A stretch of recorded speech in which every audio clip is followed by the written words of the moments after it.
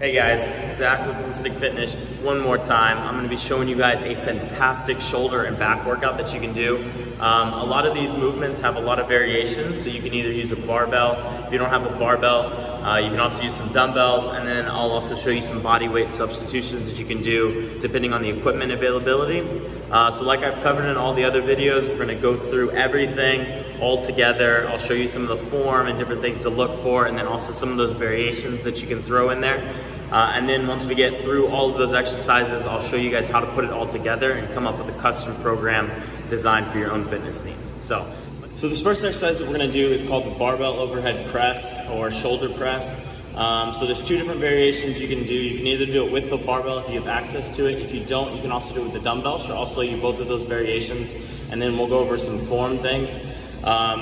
With these guys, make sure that this is not a push press, so you're really trying to isolate your shoulders and you're not using your legs in this first part of the movement. So we'll get into the push press later, but for now, the overhead press with your shoulders, you really just focus on keeping that movement isolated, and you're really trying to focus on your shoulder muscles doing all the work. So you're gonna start with the bar in this front row position right here. Keeping your feet on the ground, you're just gonna push straight up and back down. One more time.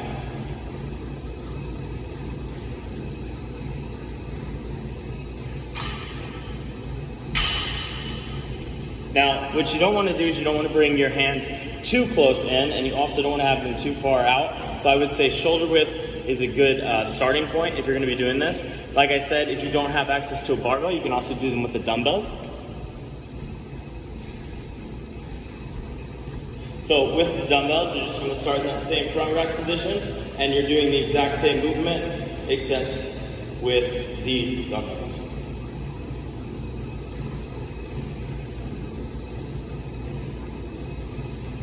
Again, we're making sure we're keeping our core tight so that you're not shaking, moving around. You want to be as still as possible when you're doing these. You're coming all the way up to the top of the lift, squeezing, and coming back down nice and controlled. Similar to the shoulder press, the next movement that we're going to cover is the push press. So unlike the shoulder press where your knees are not bending and you're not using your legs for anything, the push press allows you to generate power from your lower body into your upper body. So just like the Viking press, you're able to bend your knees slightly, and you use that to start the lift. One more time from the side.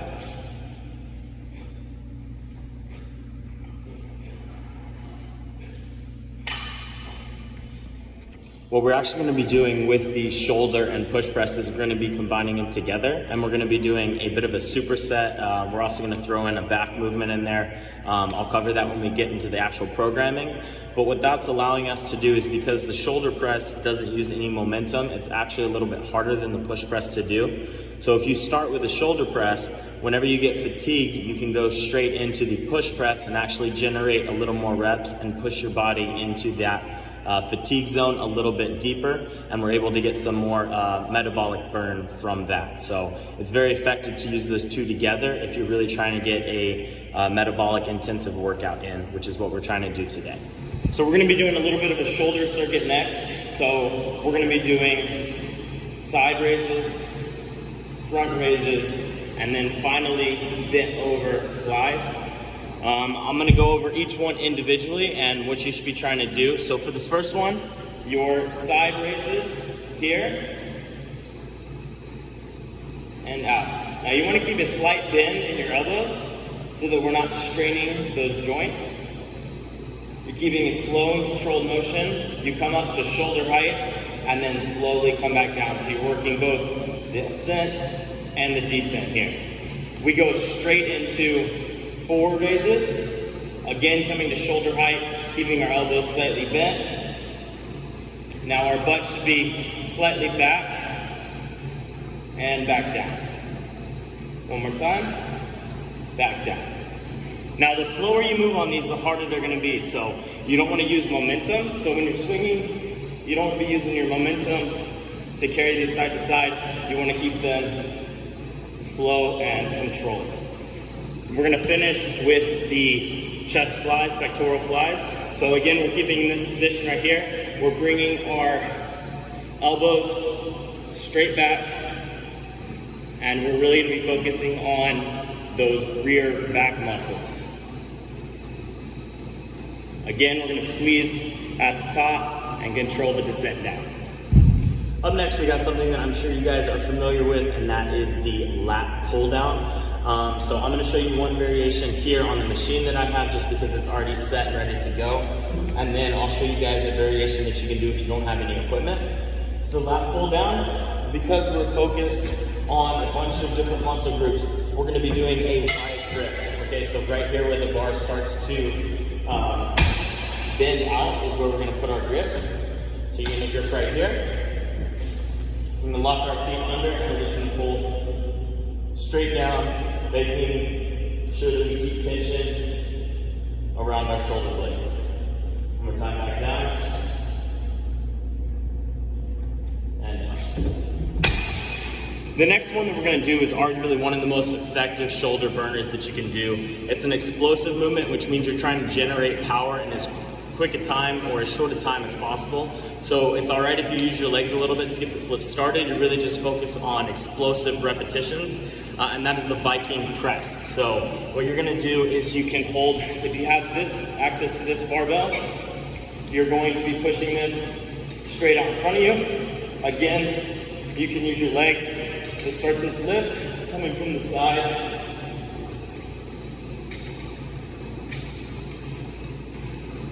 Now notice I'm moving it at a diagonal angle, so I'm not coming straight up with it. I'm coming out slightly, using my legs to generate a lot of that power. If you don't have access to that bar, you can do them with the traditional dumbbells. So again, unlike the shoulder press where the dumbbells are facing out like this, you're just going to bring them into this position, and you do the exact same movement.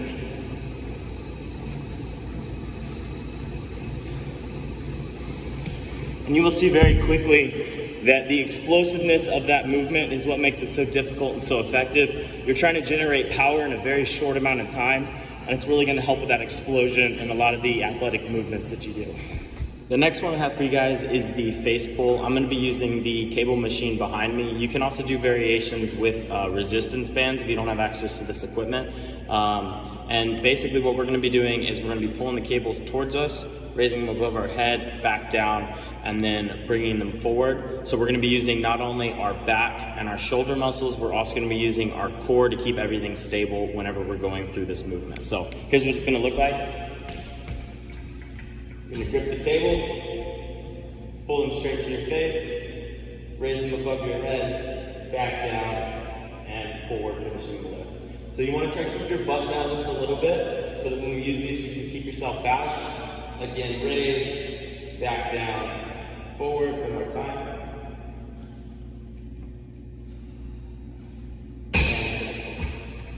Now, if you don't have access to a lat pull down machine, what you can do is you can get any bar. It doesn't have to be the Smith machine like I'm using for this example. And you're just going to find a seated position. You're going to put the bar at a height where you can just reach up and grab it. I'm going to put my feet up on the bench. You can use it on the ground and kind of use added support if you need to. I'm going to put it up on the bench, and then I'm going to move through the same range of motion that I do for the lat pull down machine, keeping it nice and controlled, back to a seated position. Up next is another one of my personal favorites. I will do this exercise pretty much with any back, certainly, sometimes with any shoulder movement exercises that I'll do. I try to mix this in somehow to my program, and that is the barbell landmine. So what you're gonna do is you have your barbell right here. You're gonna have the other end of it resting up against a wall. You're going to position yourself so that the end of the other bar goes right between your legs. You're going to lift it up into this starting position here, and all we're going to be doing is rotating our torso around and then moving the bar back to the start. So again, coming here and back down. So we're really using both the inside of our shoulder here and the outside of our other arm to bring this bar back to a neutral position right here. And back to center. Then obviously you're going to be working the other side the exact same way. You're going to go from hand position here, and then when you switch to the other side, you're going to switch which hand is on the inside and which one is on the outside of the barbell. So up next, we have another great back movement that also works our traps, and that is the shoulder shrug. So you can do these either with the plate or with the dumbbells. You're gonna stand in this front position, and all you're going to do is just shrug your shoulders up and slowly bring them back down. Up, down. One more time, up, down. We're also gonna be using them and moving our shoulders in a clockwise pattern. So we're lifting with a rotation, and then we're gonna be doing counterclockwise.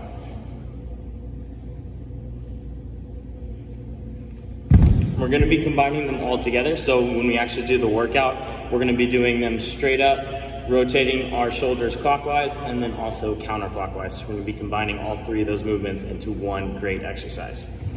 And finally, we come to a series of exercises that I'm sure you guys are familiar with. Either you love them or you hate them. There's really no in between. And those are various grips for the pull-up. Okay, so we're gonna be doing 3 different grips for the pull-up. We're gonna be doing traditional grip. We're also gonna be doing wide grip, and then we're gonna be doing a cross grip. So I'm gonna show you all 3 of them. Again, like we did with the superset earlier, we're gonna be doing a superset for pull-up. So you're gonna go straight from a traditional grip to a wide grip and then cross grip finish. Okay, so it's gonna look like this, the progression. You're gonna start with the traditional grip right here. We're gonna do however many repetitions you want, 2, 3, 5, and then you're gonna turn it into a wide grip pull-up exercise.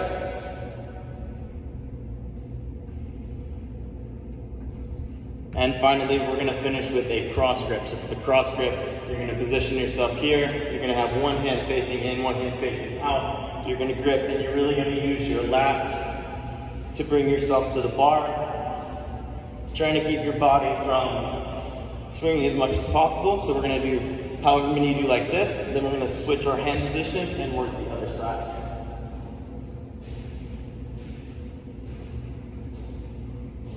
And finish.